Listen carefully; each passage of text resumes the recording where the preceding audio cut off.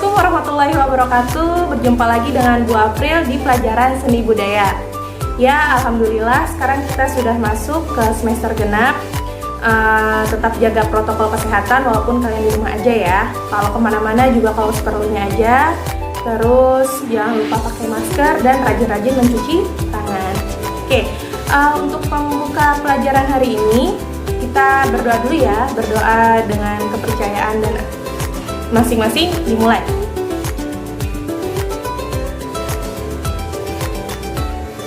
Oke, berdoa selesai, jangan lupa disiapkan alat tulisnya ya, supaya kalian bisa mencatat. Oke, karena kalau dicatat nanti insya Allah ingatan kalian akan lebih kuat. Hari ini kita akan belajar tentang penerapan ragam hias pada bahan tekstil. Oke, kemarin kan kalian sudah mengerjakan tugas yang saya berikan ya, yang halaman 119 ya kalau nggak salah ya, menganalisis gambar ya. Nah, supaya kalian tahu jawabannya benar atau belum tepat, kita pelajari dulu ya bab yang ini. Oke, sebelumnya saya ingin bertanya, kalian tahu kan apa itu tekstil? Ada yang udah pernah dengar? Sering ya kalian dengar kata-kata tekstil. Nah, jadi tekstil itu adalah kain gitu ya. Oke, sekarang kita akan bahas jenis-jenis tekstil tuh ada apa aja sih gitu. Yuk. Nah, di sini Bu April sudah buat apa tuh namanya, mind map gitu, mind map atau peta pikiran ya. Di sini ada jenis-jenis tekstil. Di sini ada 3 jenis. Yang pertama adalah yang alami, yang kedua adalah yang sintetis atau buatan, yang ketiga adalah yang campuran. Nah, oke, kalau yang alami itu apa? Berarti berasal dari hewan dan tumbuh-tumbuhan. Nah, di sini Bu April menyebutkannya hewani dan nabati. Oke, kalau yang hewani berarti dari hewan apa aja? Yaitu salah contohnya wool dan sutra. Oke, wool dari mana? Wool bisa berasal dari domba, bulu domba nanti dipintal, atau dari alpaka, bulu alpaka. Nanti kalau misalnya kalian nggak tahu bisa searching di Google ya, atau lihat di gambarnya ini alpaka. Oke, kalau sutra dari mana? Kalau sutra itu adalah dari kepompong. Kepompongnya siapa? Kepompongnya ulat sutra. Sampai sini ada pertanyaan? Mudah-mudahan bisa dipahami ya. Kemudian yang kedua adalah yang nabati atau yang berasal dari tumbuh-tumbuhan. Apa aja? Contohnya itu kain katun. Nah, kalau kain katun ini biasanya dia dari kapas terbuatnya. Kapasnya itu dipintal. Kemudian ada yang namanya kain linen. Kalau linen itu dari tumbuh-tumbuhan gitu, ya.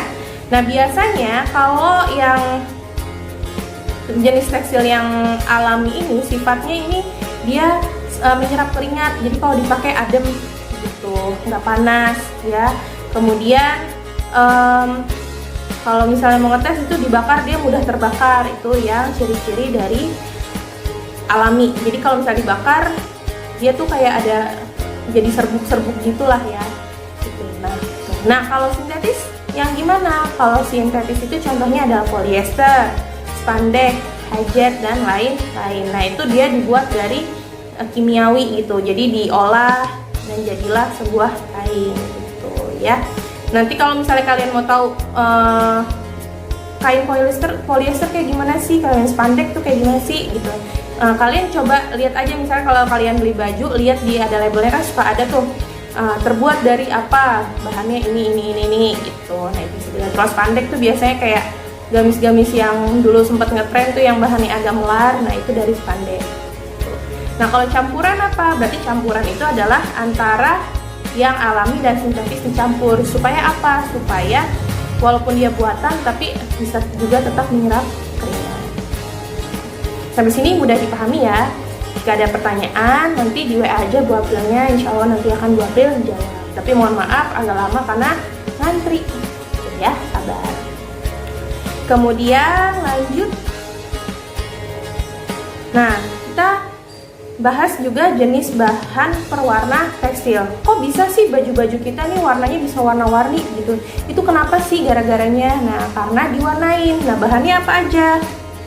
Nah, bahan pewarna tekstil itu ada 2 jenis. Yang pertama ada bahan alam, yang kedua ada bahan yang buatan.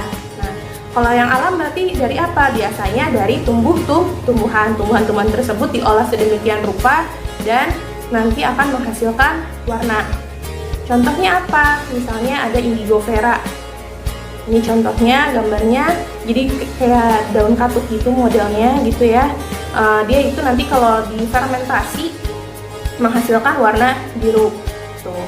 Kemudian ada yang namanya kayu secang. Kayu secang tuh kalau misalnya kalian pernah minum wedang uwuh yang warnanya merah gitu, nah itu merahnya itu dihasilkan dari kayu secang.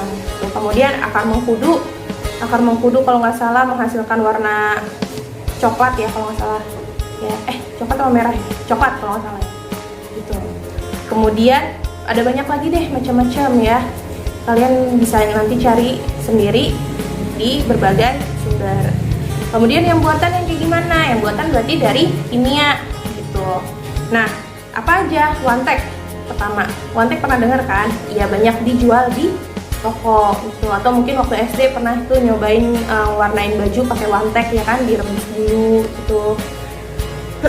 Kemudian pakai naftol juga, namanya naftol, ada juga namanya indosol. Nah, perbedaannya apa sih antara yang alami dan buatan? Kalau yang alami biasanya dia bahannya lebih aman dan biasanya kalau misalnya nggak sengaja terkonsumsi, aku makan itu masih aman. Sedangkan kalau yang buatan itu berbahaya untuk kesehatan. Jadi jauh-jauhin, jangan coba-coba buat makan pewarna tersebut gitu ya. Ya kali. Lanjut. Nah, sekarang kita bahas teknik-teknik penerapan ragam hias pada bahan tekstil. Tekniknya apa aja? Ada banyak. Nah di sini saya bagi menjadi dua. Yang pertama desain permukaan dan desain struktural. Desain permukaan itu apa sih? Berarti kalau desain permukaannya itu adalah maksudnya gini. Jadi kainnya udah jadi. Habis itu di atas kain yang udah jadi itu biasanya warna putih, kalian baru buat corak di atasnya. Contohnya kayak gimana? Kayak misalnya batik, ya kan? Ikat celup, ada sulam dan bordir. Kemudian ada sablon, printing dan lukis gitu. Nah, itu kan semuanya tekniknya kan kainnya udah jadi gitu, baru diterapkan kan motif-motifnya di situ. Sedangkan yang desain struktural itu seperti apa? Desain struktural itu adalah dari strukturnya, jadi dibuatnya ketika kain tersebut dibuat, bisa caranya dengan ditenun atau dengan makramah. Jadi sambil ditenun dibuat itu sambil dianyam misalnya gitu ya, ditenun dianyam sambil dibuat itu motifnya. Ada pertanyaan? Bisa dipahami? Kalau misalnya belum nih, saya akan jelaskan lebih lanjut. Nah, nih ya, yang seperti yang saya jelaskan, desain permukaan merupakan menciptakan, merancang, dan membuat sesuatu bentuk motif yang berbentuk dua dimensi di atas permukaan kain. Desain permukaan umumnya diproses pada kain yang berwarna putih polos dengan menggoreskan berbagai macam motif dan warna, sehingga kain tersebut memiliki keindahan, keunikan, dan kekhasannya sendiri. Pertama contohnya batik. Nah, batik itu ada beberapa jenis. Yang pertama adalah batik tulis. Nah, batik tulis itu apa? Iya, jadi dia pakai canting cara membuat batiknya. Jadi kayak orang nulis, tapi kalau nulis pakai pensil, dia nulisinnya pakai canting. Isinya itu adalah nanti adalah malam. Malam itu adalah seperti lilin gitu ya. Nanti tujuannya pakai lilin atau malam itu adalah untuk menutup permukaan. Nah, bagian yang tertutup lilin itu nantinya dia akan menghalangi pewarna masuk ke dalam kain. Nah, jadi yang ketutup lilin itu nggak kena pewarna. Nah, gitu ya. Nah, ini contohnya batik tulis. Terus yang kedua ada yang namanya batik cap. Nah, kalau batik cap jadi cara buatnya adalah dicap-cap kayak pakai stempel gitu. Tapi bedanya tintanya itu adalah malam nih contohnya. Jadi dia kayak stempelnya warnanya bentuknya kotak gitu, terus ada motifnya gitu, terus diulang-ulang kayak cap kayak pakai stempel gitu. Sampai sih paham? Lanjut yang ketiga ada yang namanya batik printing. Nah, kalau printing ini adalah caranya ya di print aja pakai mesin yang gede, pakai alat yang gede, terus kemudian di print gitu. Nah, cara bedanya gimana sih antara batik tulis, batik cap, dan batik printing? Yang pertama, kalau batik tulis biasanya ada kesalahan-kesalahan sedikit lah gitu ya. Terus seperti ada tetesan-tetesan malamnya, terus kelihatan lah kalau itu tuh tulisan tangan gitu, agak kurang rapi. Kemudian batik cap biasanya motifnya sama gitu, ada polanya. Kayak kemarin kalian belajar ragam hias kan ada pola-polanya ya kan, yang diulang-ulang ya kan. Itu nih contohnya, ini diulang. Kalau batik printing bedanya gimana? Bedanya adalah kalau batik tulis dan batik cap, kalau kalian lihat di kedua sisi, dia warnanya akan sama bagian depan dan bagian belakang.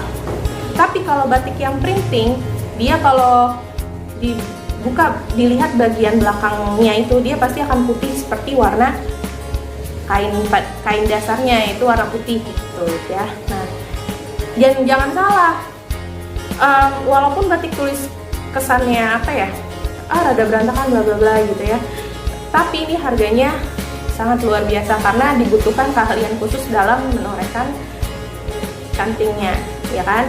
Batik cap juga lumayan lah, agak lebih mahal. Nah, yang murah nih yang batik printing gitu. Mungkin yang kayak baju sekolah kalian ya, batik 233, nah itu batiknya printing. Sampai sini ada yang ditanyakan? Kalau tidak ada lanjut. Nah, kemudian ada yang namanya ikat celup. Kayak gimana sih contohnya? Nah, tie-dye. Nah, ini yang lagi happening banget ya sekarang. Di tie-dye, apa-apa di tie-dye, masker di tie-dye, baju di tie-dye gitu ya.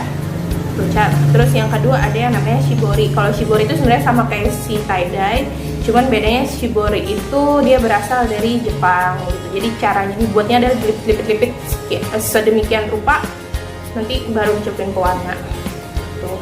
Dan biasanya warnanya tuh warna-warna biru gini kalau shibori. Kemudian ada yang namanya jumputan. Nah, kalau jumputan itu caranya gimana? Jumputan itu misalnya kalian ada kain nih, gimana ya? Nih, ini misalnya kain gitu dijumput, terus diikat banyak gitu. Nanti jadinya ini yang diikat inilah yang warna putih. Jadi yang diikat itu adalah yang tidak terkena pewarna. Itu jadinya dari yang tidak kena pewarna itulah yang menghasilkan sebuah motif. Kenapa bisa diwarna-warni? Nah, ini ada caranya pakai teknik colet nanti. Ini tie-dye tau lah ya. Kemudian lanjut ada yang namanya sulam dan bordir. Contohnya gimana? Nah ini, Bu, apa sih bedanya sulam dan bordir? Kayaknya sama aja deh gitu ya. Kalau dilihat, nah bedanya apa? Kalau sulam ini, nih yang pertama sulam, dia biasanya membuatnya dengan keterampilan tangan, bener-bener pakai keterampilan lah gitu ya. Gitu. Kalau bordir dia walaupun sama-sama pakai benang dan jarum, tapi biasanya kalau bordir itu ada mesinnya, namanya mesin bordir, gitu, mesin jahit bordir. Nah, oke, sampai sini paham? Lanjut. Terus ada yang namanya sablon, lukis, print digital. Nah, kalau sablon yang kayak gini nih, jadi dia atasnya yang ini ada kotak gitu, kayak ada kayak seperti saringan gitu, nanti dia nyetaknya pakai itu, terus nih di bawah ada bajunya gitu. Kalau misalnya kepo gimana caranya, banyak di YouTube, coba dilihat. Kemudian ada yang lukis ya, kayak lukis biasa gitu tapi di atas kaos. Kemudian ada yang namanya print digital, sama kayak batik printing ya, kayak gitu ya caranya, di print khusus untuk kaos. Tuh, sampai sini paham? Ada yang ditanyakan? Tinggal WA Bu April aja ya. Lanjut. Yang kedua ada desain struktural yang saya bilang tadi. Jadi bikin motif itu sambil kainnya ditenun gitu atau dianyam. Ya saya bacain ya. Desain struktural merupakan merancang atau menciptakan sesuatu bentuk atau corak yang dihasilkan melalui anyaman benang secara terstruktur dan sistematis. Motif tersebut terbuat dari warna benang yang dianyam atau dari tekstur anyaman. Jadi ketika pas nganyam pakai benangnya udah warna-warni gitu, atau teksturnya. Tekstur kan tahu kan apa, nilai raba gitu ya. Ini contohnya kayak gini. Pertama adalah tenun. Nih cara bikin tenun itu ada mesinnya yang cocok nih. benangnya tuh disusun satu-satu gitu ya. Terus dimasukin nih pakai yang ini, dimasukin lagi benangnya sampai akhirnya jadi kain yang lebar. Nih contohnya. Mungkin kalau yang di rumah mamanya punya kain, coba bisa dilihat itu ya. Apalagi yang keluarganya suku Batak, tuh biasanya punya ulos tuh di rumah. Nah, ulos itu tenun maksudnya. Atau dari suku misalnya orang Lampung ya, dia pasti punya tapis gitu tuh di rumahnya. Itu adalah tenun ya. Banyak lah Indonesia kainnya ya. Jadi kalau misalnya karena pembuatannya susah terus harganya mahal, ya wajar ya, namanya juga susah bikinnya gitu. Bisa berbulan-bulan nih bikin kayak gini, bisa berbulan-bulan bahkan tahunan, tergantung motifnya. Makin susah motifnya, maka makin mahal pula harganya gitu. Jadi jangan sampai nih kalian pergi misalnya ke Lombok nih, pengen beli kain gitu yang buat gaya-gayaan foto ala-ala Instagram gitu yang dibentangin gitu, terus kalian nawar, aduh jangan deh, ya kasihan yang bikin soalnya ya. Tuh, kalau misalnya emang nggak punya duit ya mending nggak usah beli, nanya mah nggak apa-apa gitu. Oke. Lanjut, yang kedua ada makrame ya. Kalau makrame ini contohnya kayak gini nih, atau kalian pernah lihat dream catcher, nah itu teknik bikinnya adalah makrame.